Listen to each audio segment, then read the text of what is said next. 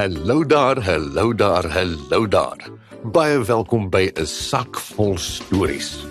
Ons het 'n heerlike storie wat in die sak lê en wag vir vandag, maar voor ons daarby uitkom, het jy geluister na ons spesiale reeks Kreatiewe Kreature, waar ons jou geleer het van allerlei vreemde gediertes en gedoentes wat mense in stories gebruik al vir jare lank. Het jy dit geluister? Dan gaan jy die karakter in vandag se storie dalk herken. Maar as jy nog nie het nie, berg dit gerus vir na die tyd of luister dit nou gou. Jy het nie voorkennis nodig om vandag se storie te waardeer nie. Hier gaan ons. Die ongemaklike maag. Boris was sy hele lewe lank maar 'n taamlike rustelose slaper. Die probleem was met sy drome.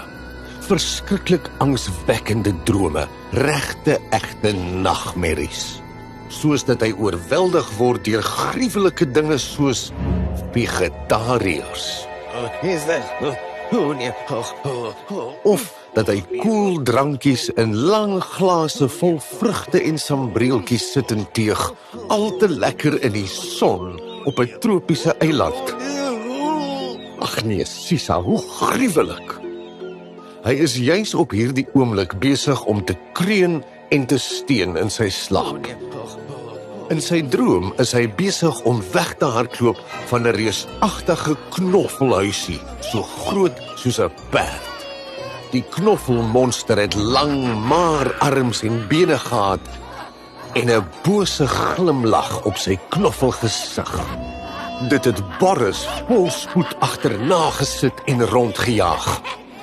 Al lachende en met lang knoffelvingers voor hom uitgestrek. Toe verskyn nog 'n knoffelmonster. En nog een, en nog een. Arme Boris was verlore. "Dis klaar praat met my," het hy geskree en dramaties op die grond neergeval, terwyl die mal knoffellag die wêreld om hom vul. "Help, help, help!" Boris skrik wakker met 'n halwe gil en 'n kapoep. "Eina," sê hy, soos sy kop iets hard tref. "Ai tog, simpel kus," brom hy. "Liewe aarde, wat 'n droom," sug hy en vee 'n laaste druppel sweet van sy voorkop af. Toe verander hy homself in 'n klein miswolkie en sweef deur die krake van die deksel bo op die kus waarin hy geslaap het. Buite verander hy weer terug na sy gewone menslike vorm. Rek hom lekker uit en trek die bloedrooi gordyne van die kamer waarin die kus staan oop. "Ah," sê hy met 'n glimlag vol skerp tande, terwyl hy goedkeurend na die volmaan kyk. Hy neer al te vrolik terwyl hy aantrek. "Dis 'n heerlike volmaan." Hy glip sy netjiese swart pak aan. "Die nag is verby." Hy maak sy swart mantel vas. "Soveel pragtige nekke." Hy glip sy voete in sy swart stiewels in. "Gaan gebyt word deur my."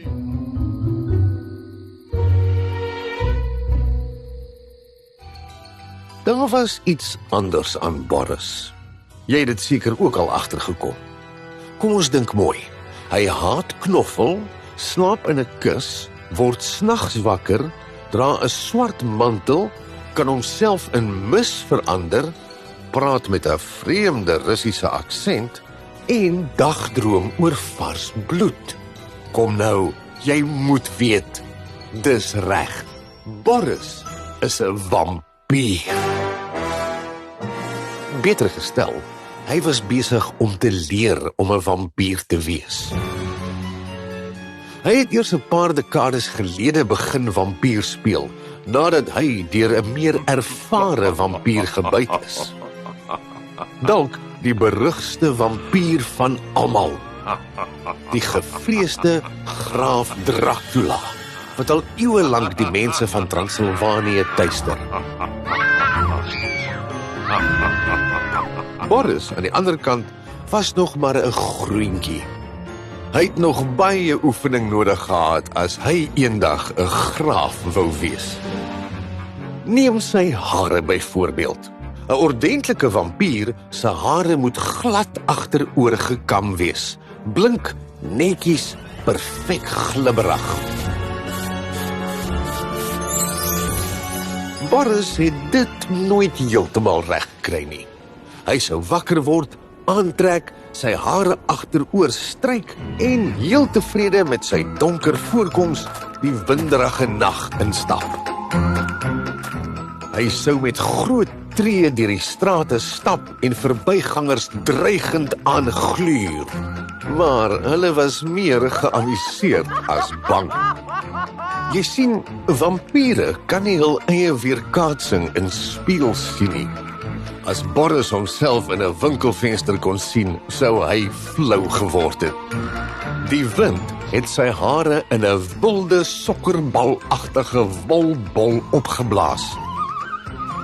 En die haargel installeringsolies wat hy gebruik het dit in daardie posisie laat vries. En asof dit nie genoeg was nie, was sy bose lag ook nie heeltemal reg nie. Dit was minder en meer soos 'n deurmekaar muis met 'n senuweeprobleem. Ten spyte hiervan was Boris steeds 'n vampier. Nie 'n baie goeie een nie, maar tog 'n vampier. En nou was hy honger vir bloed. Hy staan trots by die venster van sy kasteel, swaai sy mantel dramaties en verander in 'n vleermuis. Fladder, fladder vlieg hy dorp toe om te gaan jag. Op soek na 'n slagoffer vlieg hy by slaapkamervensters in. Te maar. By Italiaanse restaurante. Nee, te veel knoffel. By 'n skrynwerker se werkswinkel. Te veel skerp houtgoeders. Uiteindelik vlieg hy 'n donker steegie binne, waar hy 'n middeljarige man met 'n wandelstok sien stap. Perfek, dink Boris. Hy verander voor die man se oë terug in mensvorm. Gooi sy arms oop, maak sy mond oop vir 'n bose lag en wys 2 dun naaldskerp vampiertande. Berei jou voor om jou ondergang te ontmoet. Maar voordat ek jou vertel wat volgende gebeur, moet ek eers iets verduidelik. Jy sien, daar is nog 'n soort betowerde wese. Drake. Drake is enorme gevleelde reptiele, slim, vreesaanjaend en gewapen met skerp tande. Hulle dodelikste wapen is egter hul asem. Party blaas ys. Ander giftige suur. Maar die bekendste van almal is die rooi draak wat vuur spoeg. Drake spandeer al dae besig om dorpe te terroriseer, prinsesse te ontvoer en dapper ridders soos choppies te braai. Min mense weet dit, maar drake kan ook van gedaante verander. Hulle kan mens word. Sien jy waarheen hierdie gaan? Terug na Boris. Daardie middeljarige man, hy was 'n rooi draak in mensvorm. Sy neusgate rek oop en in 'n oogwink verander hy in 'n reuse rooi, skibberige, gespierde, woedende draak. Hy brul, maak sy bek oop en spoeg 'n reusagtige vuurbal. Enige gewone mens sou net 'n hoopie as gewees het, maar Boris was 'n vampier Hy verander homself in 'n miswolkie, ook net betyds. Die vlam hou uiteindelik op. Die draak het al sy asem uitgeblaas, maar daar was geen as nie. Teleurgesteld haal hy diep asem in. En asem die sweempie mis in. Daardie mis was Boris. Boris verander weer terug na mensvorm. Waar is ek? Vra hy. Dis so donker, glibberig, stink, warm. Hy was in die draak se maag. O nee, roep hy. Hoe kon ek so dom wees? Hy slaan teen die maagwande. Niks. Hy byt daaraan. Niks. Ek is gedom, snik hy. Boris die verskriklike, stadig verterende draak se maag. Net toe sy klere begin oplos in die maagsappe, kry hy 'n idee. Miskien, net miskien, kan ek hierdie draak laat les opsê. As ek sy maag genoeg kan ontstel, dan kan hy my uitpulp. Hy begin angstig rond te krap. 'n Prinses se kroon? Nee. 'n Skaapskelet? Blah, 'n kruiwa. Watter soort dieet volg hierdie draak? Toe voel hy iets. Aha! Dit is die volledige wapenrusting van 'n ridder wat duidelik tweede gekom het teen die draak. Daar was 'n skild, 'n helm en natuurlik 'n swaard. Daardie ridder was duidelik nie opgewasse nie, grin ek Boris. Maar ek gaan ontsnap. Ek gaan hierdie draak die grootste burp in die wêreld laat burp. Hy steek die swaard met al sy krag in die draak se maagwand. Die maag trek saam.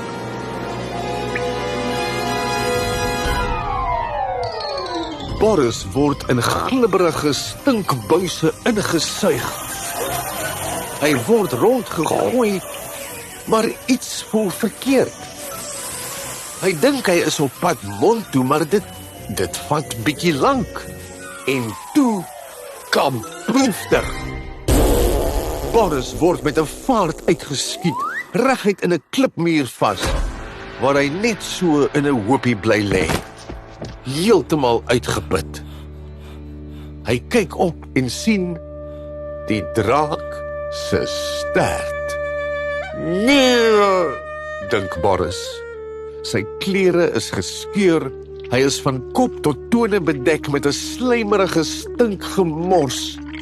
Nee, kreun Boris. Dit was nie 'n burp nie. Hy het nie by die mond uitgekom nie. Hy het by die ander kant uitgekom. Boris het ontsnap. Hy was nie trots daarop nie, maar hy was vry. En vir die res van sy lewe, hoe hy ook al was, skrob of homself in parfuum verdrink het, was hy vir ewig Boris, die stinkste vampier in Transylvanië. Wat 'n lekker storie. Hier's 'n paar woorde wat dalk vir jou vreemd was. Graaf.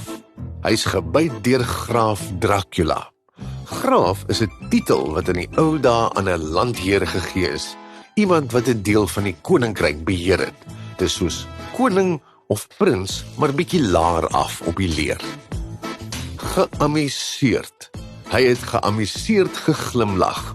As jy geamuseer is, beteken dit jy vind iets snaaks. Steegie. Hy vlieg 'n donker steegie binne. 'n Steegie is 'n gangetjie wat gevorm word tussen twee geboue wat langs mekaar gebou is. So dis maar basies 'n dun klipgangetjie aan die buitekant van twee geboue.